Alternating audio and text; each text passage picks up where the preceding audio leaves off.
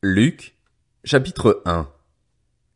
Plusieurs ont entrepris de composer un récit des événements qui se sont accomplis parmi nous, d'après ce que nous ont transmis ceux qui ont été des témoins oculaires dès le commencement et qui sont devenus des serviteurs de la parole. Il m'a donc paru bon à moi aussi, qui me suis soigneusement informé sur toutes ces choses dès l'origine, de te les exposer par écrit d'une manière suivie, excellent Théophile, afin que tu reconnaisses la certitude des enseignements que tu as reçus. Durant le règne d'Hérode sur la Judée, il y avait un prêtre du nom de Zacharie, de la classe d'Abia. Sa femme était une descendante d'Aaron et s'appelait Élisabeth. Tous deux étaient justes devant Dieu, ils suivaient d'une manière irréprochable tous les commandements et toutes les lois du Seigneur. Ils n'avaient pas d'enfants, parce qu'Élisabeth était stérile, et ils étaient l'un et l'autre d'un âge avancé. Or, pendant que Zacharie remplissait sa fonction de prêtre devant Dieu, c'était le tour de sa classe, il fut désigné par le sort, d'après la règle en vigueur pour les prêtres, pour entrer dans le temple du Seigneur et y brûler le parfum. Toute la multitude du peuple était dehors en prière, à l'heure de l'offrande du parfum. Alors un ange du Seigneur apparut à Zacharie et se tint debout à droite de l'autel des parfums. Zacharie fut troublé en le voyant et la peur s'empara de lui. Mais l'ange lui dit, « N'aie pas peur, Zacharie, car ta prière a été exaucée. Ta femme Élisabeth te donnera un fils et tu l'appelleras Jean. Il sera pour toi un sujet de joie et d'allégresse et beaucoup se réjouiront de sa naissance, car il sera grand devant le Seigneur. Il ne boira ni vin ni boisson alcoolisée et il sera rempli de l'Esprit Saint dès le ventre de sa mère. Il ramènera beaucoup d'Israélites au Seigneur, leur Dieu.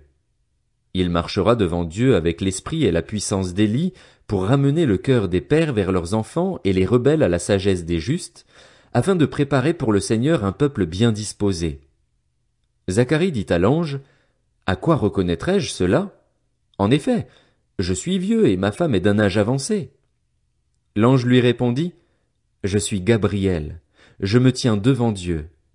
J'ai été envoyé pour te parler et pour t'annoncer cette bonne nouvelle.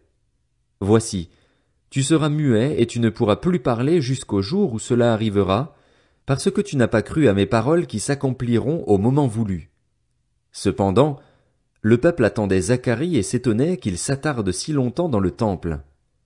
Quand il sortit, il ne pouvait pas leur parler, et ils comprirent qu'il avait eu une vision dans le temple. Il s'exprimait par signes et il resta muet. Lorsque ses jours de service furent terminés, il rentra chez lui.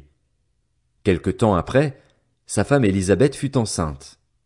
Elle se cacha pendant 5 mois, disant, « C'est l'œuvre que le Seigneur a faite quand il a porté le regard sur moi pour enlever ce qui faisait ma honte parmi les hommes. » Le 6e mois, l'ange Gabriel fut envoyé par Dieu dans une ville de Galilée, appelée Nazareth, chez une vierge fiancée à un homme de la famille de David, appelé Joseph. Le nom de la vierge était Marie.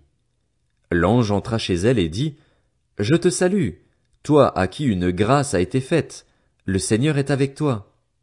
Tu es bénie parmi les femmes. » Troublée par cette parole, Marie se demandait ce que pouvait signifier une telle salutation. L'ange lui dit, « N'aie pas peur, Marie, car tu as trouvé grâce auprès de Dieu. Voici que tu seras enceinte. Tu mettras au monde un fils et tu lui donneras le nom de Jésus. Il sera grand et sera appelé Fils du Très-Haut, et le Seigneur Dieu lui donnera le trône de David, son ancêtre. Il régnera sur la famille de Jacob éternellement, son règne n'aura pas de fin. » Marie dit à l'ange, « Comment cela se fera-t-il, puisque je n'ai pas de relation avec un homme? » L'ange lui répondit, « Le Saint-Esprit viendra sur toi et la puissance du Très-Haut te couvrira de son ombre. C'est pourquoi le saint enfant qui naîtra sera appelé Fils de Dieu. Voici qu'Élisabeth, ta parente, est elle aussi devenue enceinte d'un fils dans sa vieillesse. Celle que l'on appelait la stérile est dans son 6e mois. En effet, rien n'est impossible à Dieu. » Marie dit, « Je suis la servante du Seigneur. Que ta parole s'accomplisse pour moi. » Et l'ange la quitta. À la même époque, Marie s'empressa de se rendre dans une ville de la région montagneuse de Juda. Elle entra dans la maison de Zacharie et salua Élisabeth. Dès qu'Élisabeth entendit la salutation de Marie, Son enfant remua brusquement en elle et elle fut remplie du Saint-Esprit. Elle s'écria d'une voix forte, « Tu es bénie parmi les femmes et l'enfant que tu portes est béni. Comment m'est-il accordé que la mère de mon Seigneur vienne vers moi? En effet, dès que j'ai entendu ta salutation, l'enfant a tressailli de joie en moi. Heureuse celle qui a cru, parce que ce qui lui a été dit de la part du Seigneur s'accomplira. » Marie dit, « Mon âme célèbre la grandeur du Seigneur et mon esprit se réjouit en Dieu, mon Sauveur, parce qu'il a porté le regard sur son humble servante. En effet, voici, désormais toutes les générations me diront heureuse, parce que le Tout-Puissant a fait de grandes choses pour moi. Son nom est saint, et sa bonté s'étend de génération en génération sur ceux qui le craignent. Il a agi avec la force de son bras, il a dispersé ceux qui avaient dans le cœur des pensées orgueilleuses. Il a renversé les puissants de leur trône et il a élevé les humbles. Il a rassasié de biens les affamés et il a renvoyé les riches les mains vides. Il a secouru Israël, son serviteur, et il s'est souvenu de sa bonté, comme il l'avait dit à nos ancêtres, en faveur d'Abraham et de sa descendance pour toujours. Marie resta environ 3 mois avec Élisabeth, puis elle retourna chez elle. Le moment où Élisabeth devait accoucher arriva et elle mit au monde un fils. Ses voisins et ses parents apprirent que le Seigneur avait fait preuve d'une grande bonté envers elle, et ils se réjouirent avec elle. Le 8e jour, ils vinrent pour circoncire l'enfant. Ils voulaient l'appeler Zacharie, d'après le nom de son père, mais sa mère prit la parole et dit, « Non, il sera appelé Jean. » Ils lui dirent, « Il n'y a dans ta parenté personne qui porte ce nom. » Et ils firent des signes à son père pour savoir comment il voulait qu'on l'appelle. Zacharie demanda une tablette et il écrivit, « Son nom est Jean. » Tous furent dans l'étonnement.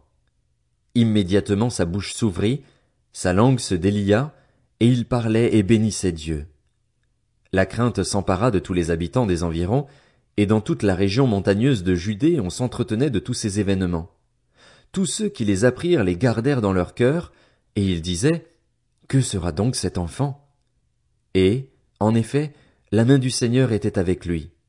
Son père Zacharie fut rempli du Saint-Esprit et prophétisa en ces termes, « Béni soit le Seigneur, le Dieu d'Israël, parce qu'il a visité et racheté son peuple. Il nous a donné un puissant sauveur dans la famille de son serviteur David. C'est ce qu'il avait annoncé par la bouche de ses saints prophètes des temps anciens. Un sauveur qui nous délivre de nos ennemis et de la domination de tous ceux qui nous détestent. Ainsi, il manifeste sa bonté envers nos ancêtres et se souvient de sa sainte alliance, conformément au serment qu'il avait fait à Abraham, notre ancêtre. Il avait juré qu'après nous avoir délivrés de nos ennemis, il nous accorderait de le servir sans crainte, en marchant devant lui dans la sainteté et dans la justice tous les jours de notre vie. Et toi, petit enfant, tu seras appelé prophète du Très-Haut, car tu marcheras sous le regard du Seigneur pour préparer ses chemins et pour donner à son peuple la connaissance du salut par le pardon de ses péchés, à cause de la profonde bonté de notre Dieu. Grâce à elle, le soleil levant nous a visités d'en haut pour éclairer ceux qui sont assis dans les ténèbres et dans l'ombre de la mort, pour diriger nos pas sur le chemin de la paix. L'enfant grandissait et se fortifiait en esprit. Il resta dans les déserts jusqu'au jour où il se présenta devant Israël.